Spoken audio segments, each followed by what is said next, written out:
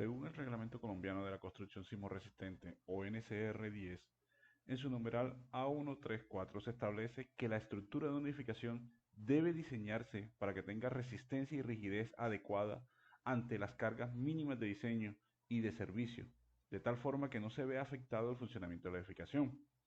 Es por esto que es prioritario que nosotros conozcamos las cargas que actúan sobre una edificación y empezaremos hablando sobre esto. Las fuerzas presentes en una estructura se suelen dividir entre externas e internas. Las externas están constituidas por las cargas aplicadas y las reacciones de los apoyos. En su curso de estática, ustedes pudieron ver una clasificación de estas cargas según la extensión de la zona de aplicación. Entre las más comunes de estas extensiones tendríamos la carga puntual, la cual es una carga que actúa sobre un área muy pequeña o un punto muy concreto del elemento estructural.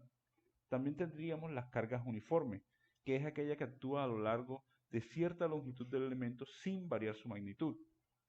Otra de las cargas más comunes es la carga triangular, que al igual que la carga uniforme actúa sobre una longitud del elemento, pero esta se diferencia en que su magnitud inicial es cero y al final de la longitud donde está aplicada, su magnitud ya llega a ser la definitiva. En este caso, o en la imagen, se puede ver que es W. Otra de las cargas que también encontramos es la carga trapezoidal, la cual es una carga aplicada en una longitud dada del elemento, la cual inicia con una magnitud, en la imagen se puede ver WA, y que al final de la longitud donde está aplicada la carga, termina con otra magnitud, la cual en la imagen sería WB. Otra clasificación puede ser según su origen. En esta clasificación tendríamos a las cargas gravitacionales, las cuales son aquellas que, como su nombre lo indican, actúan sobre la estructura por causa de la gravedad y siempre tendrán una dirección vertical. Como vemos en la imagen, todos y cada uno de los elementos estructurales y los que están sobre ellos están afectados por la gravedad, por lo que generan una fuerza. Las personas, las placas de concreto, las puertas, los muebles, todo es afectado por las cargas gravitacionales. Pero cada uno de estos elementos tiene un comportamiento distinto, por lo que se hace necesario hacer una división de estas cargas gravitacionales en cargas vivas. Están definidas en el numeral B.4.1 de la norma sismo resistente del 2010, el cual establece que son aquellas cargas producidas por el uso y ocupación de la edificación y no deben incluir cargas ambientales tales como vientos y sismos. También tenemos las cargas muertas, las cuales están definidas en el numeral B.3.1 de la norma sismo resistente y son todas las cargas de elementos permanentes de construcción, incluyendo su estructura, muros, pisos, cielos rasos, escaleras, equipos fijos y todas aquellas cargas que no son causadas por la ocupación y uso de la edificación.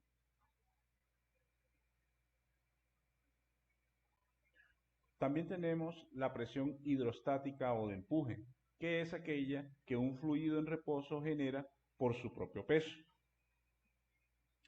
Tenemos también las de viento, que es una carga variable de presión ocasionada por el viento al chocar sobre superficies de una edificación.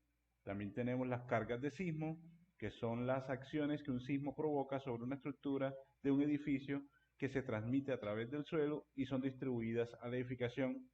Y tenemos las cargas térmicas, que es una solicitación o acción indirecta que aparece en una estructura como resultado de una dilatación de un elemento estructural.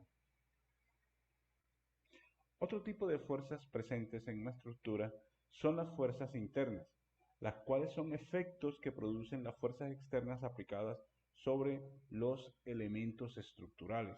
Dentro de estas tenemos las fuerzas axiales, las fuerzas cortantes, las fuerzas flectoras y las fuerzas torsoras.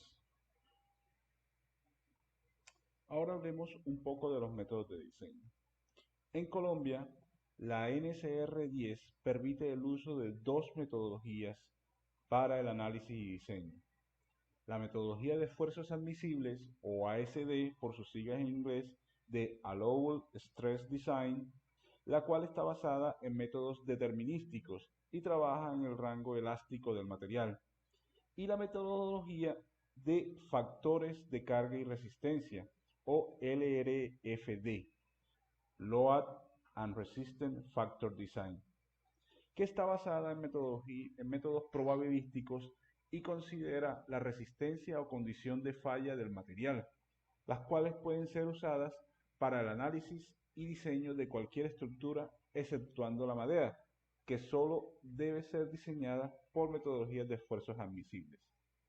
Según un estudio, se ha demostrado que la metodología LRFD resulta ser óptima en comparación con la metodología ASD, por lo cual es sobre esta que hablaremos en este curso.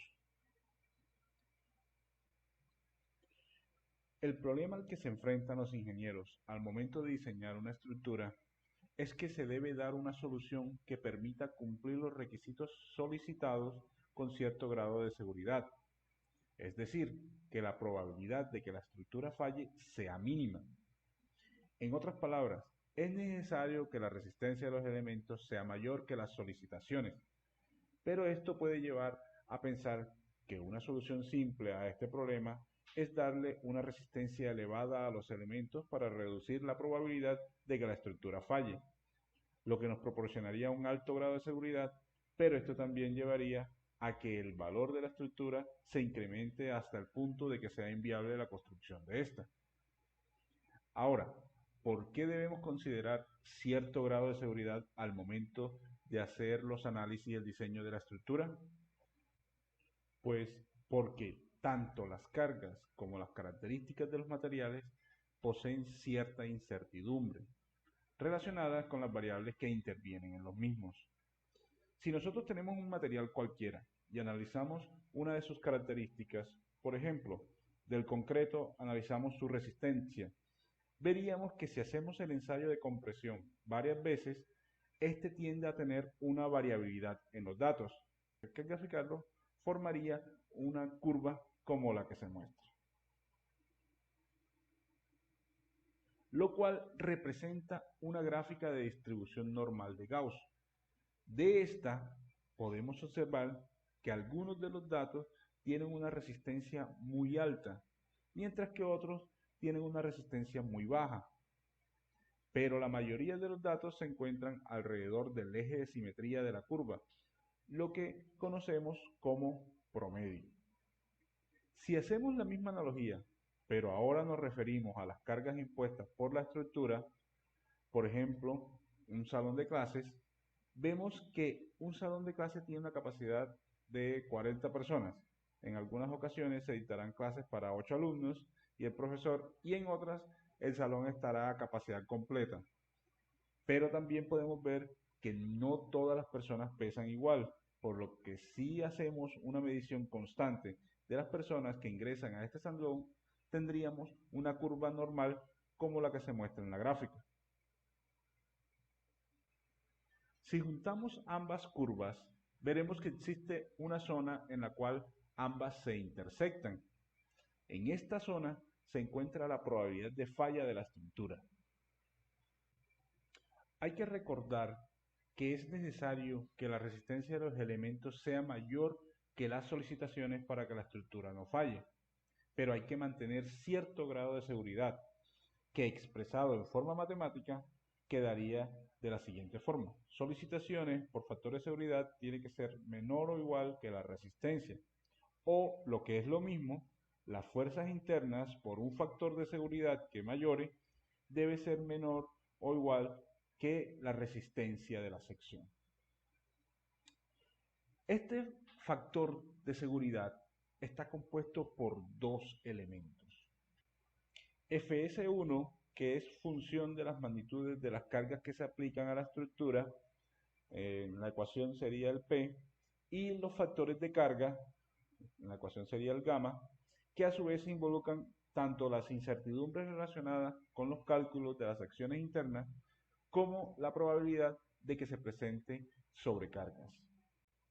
Por otro lado, Fs2 corresponde al inverso de un factor de reducción de resistencia, que como su nombre lo indica, permite considerar la menor resistencia probable de una sección, de manera que para el diseño se asume que la sección tiene una resistencia menor a la que tendría en condiciones ideales o su resistencia nominal. Finalmente, la ecuación general de diseño para el método de los factores de carga y resistencia quedaría de la forma U menor o igual que phi por Rn, donde U es la fuerza interna última proveniente de las combinaciones de carga mayoradas o resistencia requerida, y phi Rn es la resistencia de diseño obtenida a partir de la resistencia nominal de la sección ante un tipo determinado de solicitación Rn, multiplicada por un coeficiente de reducción de resistencia.